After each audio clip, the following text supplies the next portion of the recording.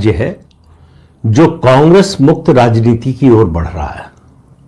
कांग्रेस मुक्त राजनीति की जब मैं बात करता हूं तो आप ये मत समझिए कि वहां से कांग्रेस बिल्कुल समूल नाश हो गया है उसका, या कांग्रेस का कोई नाम लेवा नहीं रह गया है। कांग्रेस मुक्त राजनीति या किसी भी पार्टी से के लिए अगर कहा जाए कि उससे मुक्ति मिल गई इस प्रदेश को, तो उसका मतलब है कि वो ऐसी पार्टी जो सत्ता में रही है या लगातार सत्ता की दावेदार रही है, उसकी वो दावेदारी खत्म हो जाए, उसमें वो क्षमता ही न रह जाए कि सत्तारूढ़ दल को चुनौती दे सके। चुनाव जीतना हारना सभी पार्टियों के साथ होता रहता है, इसमें कोई बड़ी बात नहीं है कि कोई हार गया कोई जीत गया। जब आप में लड़ने का मादा खत्म हो जाए, आपकी लड़ने की क्षमता खत्म हो जाए, चुनौती देने की इच्छा शक्ति खत्म हो जाए, तो समझिए वो पार्टी खत्म हो गई। इस दृष्टि से मैं कह रहा हूं कि तीसरा राज्य, और तीसरा राज्य ये है, छोटा सा राज्य है, नया नया बना है, नाम है उत्तराखंड। उत्तराखंड में, और ये तीनों राज्यों, बाकी दो राज्यों की भी बात बताऊंगा, तीनों राज्यों में कॉमन क्या है?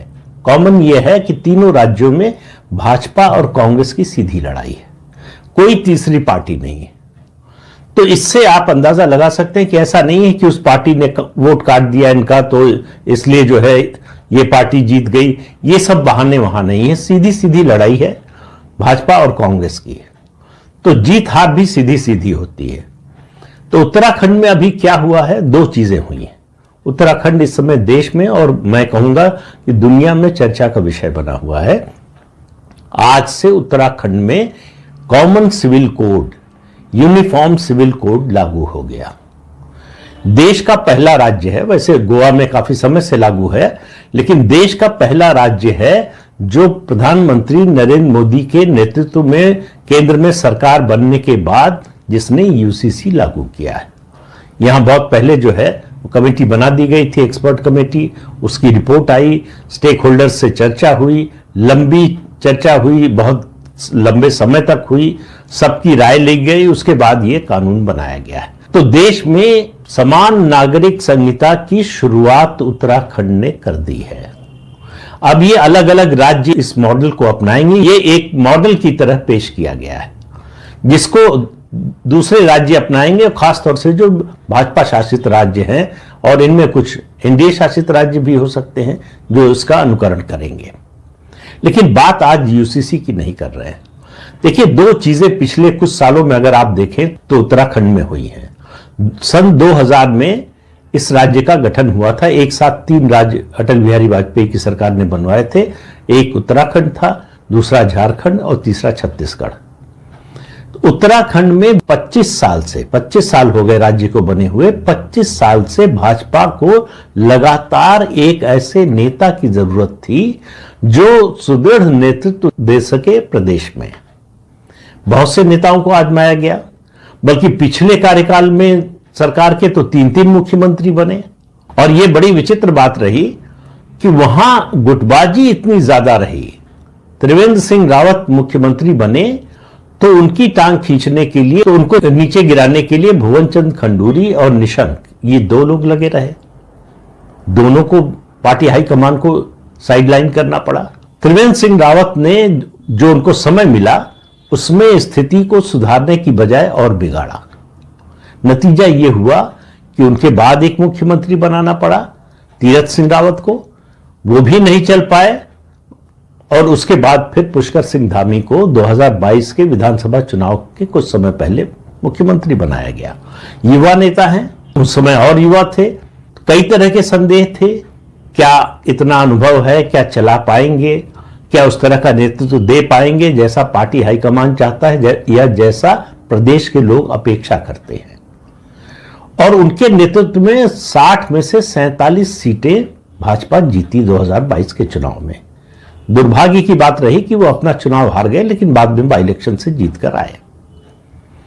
और उसके बाद से जिस तरह से उन्होंने प्रदेश को नेतृत्व दिया है, और किसी भी पार्टी के जनाधार और नेता के नेतृत्व की क्षमता की परीक्षा का एक ही पैमाना होता है, और हर राज्य में होता है, हर जगह जहां भी डेमोक्रेसी है दुनिया में वहां होता है, वो है चुनाव में उसकी परफॉर्मेंस। तो अभी अभी चुनाव हुए हैं स्थानीय निकाय के उत्तराखंड में।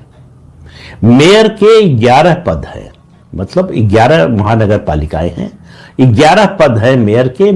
11 में से 10 भारतीय जनता पार्टी जीत गई। ये गलतफहमी में मत रहिए कि 11वां कांग्रेस जीत गई है। 11वें में जो नई नगर महापालिका बनी है श्रीनगर, वहां पर एक निर्दलीय आरती भंडारी जीती है। और ऐसी कई जगहें हैं जहां पर कांग्रेस पार्टी तीसरे नंबर पर चली गई, यानी निर्दलियों से पीछे। और यह भी ध्यान देने की बात है कि ये चुनाव 2022 के विधानसभा चुनाव के बाद हुए हैं, तो परिस्थितियां भी देखनी होंगी। डेमोग्राफिक चेंज को लेकर बड़ा अभियान चला। हजारों एकड़ जमीन जो है पुष्कर सिंह धामी की सरकार ने अवैध कब्जे से मुक्त कराई। जिम कॉर्बेट पार्क और आसपास में और उत्तराखंड के दूसरे जिलों में जिस तरह से कब्जा हुआ था, फर्जी मज़ारें बनी और उसके जरिए जमीन पर कब्जा करने की कोशिश हुई, उसको छुड़ाया। हिंदुत्व का मुद्दा रहा, यूसीसी का मुद्दा रहा। इस संदर्भ में आपको इन चुनाव के नतीजों को देखना पड़ेगा। एक मेयर के चुनाव में, और वो देहरादून के मेयर का चुनाव था जिसमें आम आदमी पार्टी ने भी अपनी किस्मत आजमाई। मैं इसका जिक्र आम आदमी पार्टी का खास तौर से इसलिए कर रहा हूं कि दिल्ली में विधानसभा के चुनाव का प्रचार चल रहा है और दिल्ली में पहाड़ के लोगों की संख्या अच्छी खासी है। उन्हीं के समर्थन से एक तरह से मनीष सिसोदिया जीतते थे। इस बार डर था तो उन्होंने कॉन्स्टिट्यूंसी बदल ली।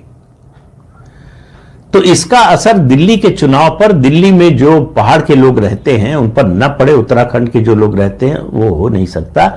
आम आदमी पार्टी के उम्मीदवार को जितने वोट मिले हैं उससे ज्यादा वोट नोटा में पड़े हैं। और ये आम आदमी पार्टी की 2022 का जो विधानसभा चुनाव हुआ था उसके बाद पहली जो है चुनावी परीक्षा थी। हालांकि विधानसभा चुनाव के बाद उनके जो सीएम पद के उम्मीदवार थे कोठियाल साहब, वो भी पार्टी छोड़ गए थे। लेकिन बात आम आदमी पार्टी की नहीं हो रही, बात हो रही है कांग्रेस पार्टी की। 2018 में इससे पहले हुए थे स्थानीय निकाय के चुनाव। बीजेपी 6 मेयर के पद जीती थी, जिनमें से एक पर उसको निर्दलीय का समर्थन लेकर अपना मेयर बनवाना पड़ा था। इस बार जो है 11 में से 10 जीती है। उसके अलावा नगर निगम और नगर पंचायत के भी चुनाव हो रहे हैं जिनके परिणाम की गिनती हो रही है। उसमें भी बीजेपी सबसे आगे है। और दूसरे नंबर पर कौन है? फिर कह रहा हूं कांग्रेस पार्टी नहीं, दूसरे नंबर पर निर्दलीय। अभी तक जितने नतीजे आए हैं, ये वीडियो बनाना जब मैंने शुरू किया तब तक की बात कर रहा हूं, तो उसमें बीजेपी तो नंबर 1 पर है ही, सबसे आगे है। और उसके बाद दूसरे नंबर पर निर्दलीय है, तीसरे नंबर पर कांग्रेस पार्टी है। और इतना ही नहीं, हरिद्वार, जो पूर्व मुख्यमंत्री और कांग्रेस के सबसे वरिष्ठ नेता उत्तराखंड में जो है हरीश रावत, उनका गढ़ है, वहां से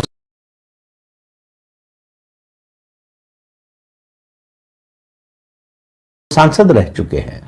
और हरिद्वार ग्रामीण से उनकी बेटी इस समय विधायक है। वहां का भी चुनाव कांग्रेस पार्टी हार गई है। कांग्रेस पार्टी के प्रदेश अध्यक्ष का जो इलाका है वहां से भी हार गई पार्टी। तो यह हार का सिलसिला जो है बड़े चुनाव से लेकर छोटे चुनाव तक जारी है। लगातार 3 बार से लोकसभा चुनाव में कांग्रेस पार्टी को एक भी सीट उत्तराखंड से नहीं मिली है। 5 लोकसभा सीटें हैं, एक भी कांग्रेस नहीं जीत पाई है। और यह भी मत भूलिए, हल्द्वानी में भी कांग्रेस की हार हुई है।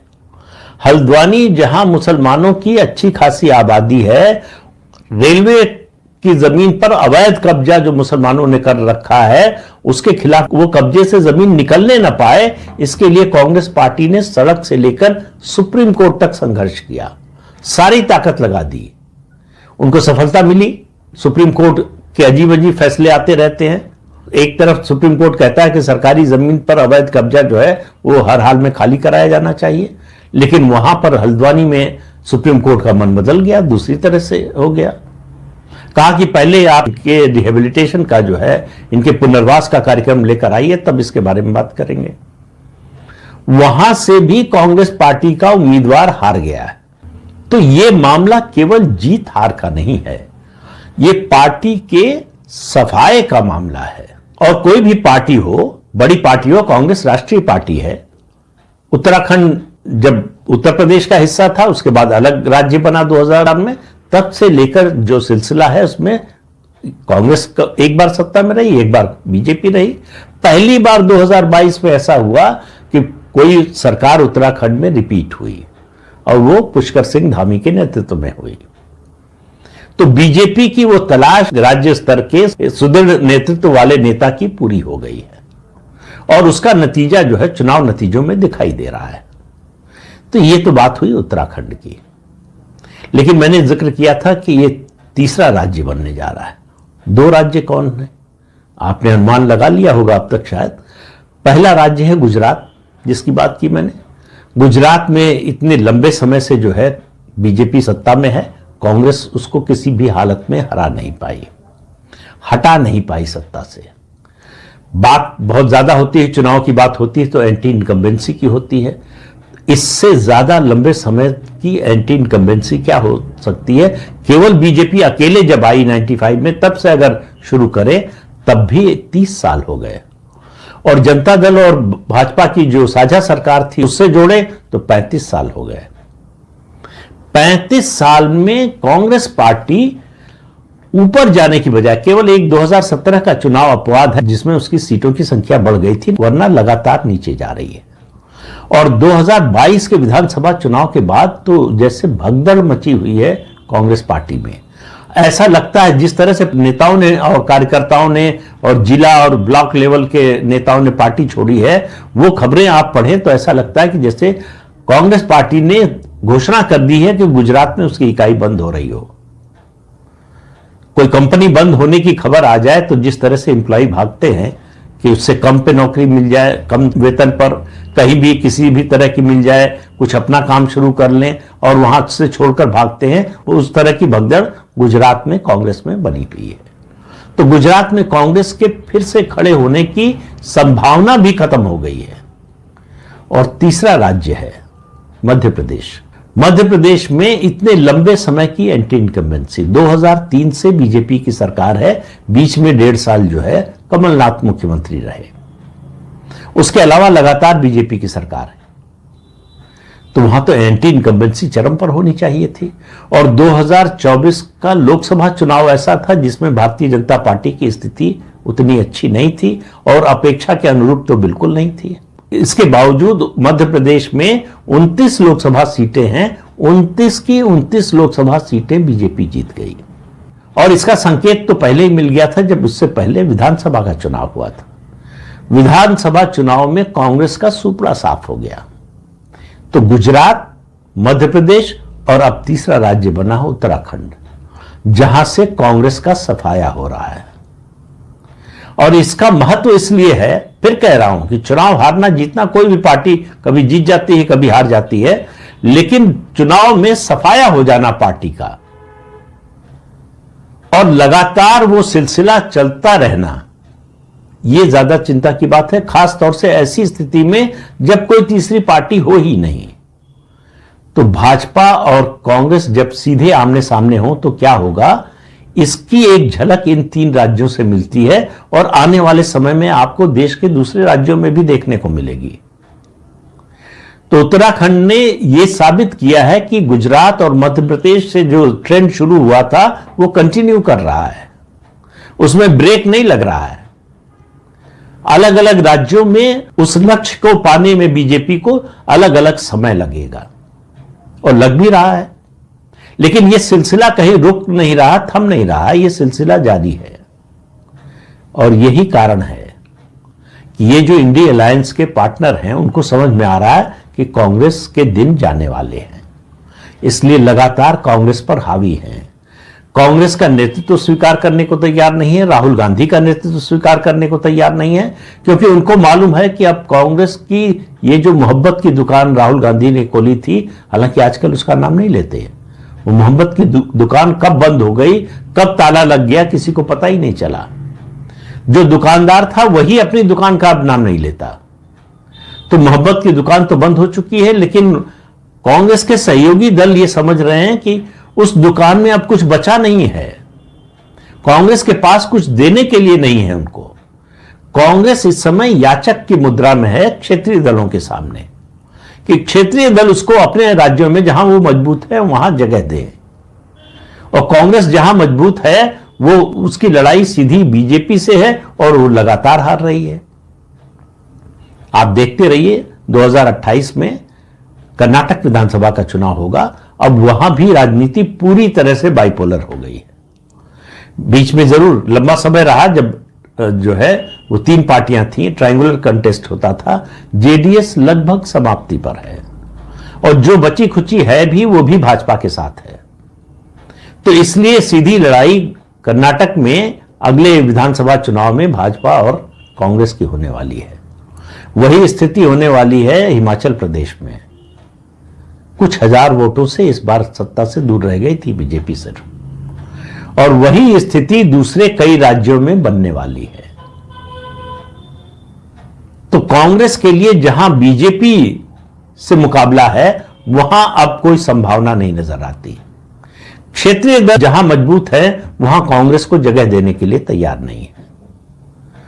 और इस नतीजे का उत्तराखंड का जो नतीजा आया है और 8 फरवरी को दिल्ली का जो नतीजा आएगा, उसके बाद कांग्रेस के लिए मुश्किल और ज्यादा बढ़ेगी।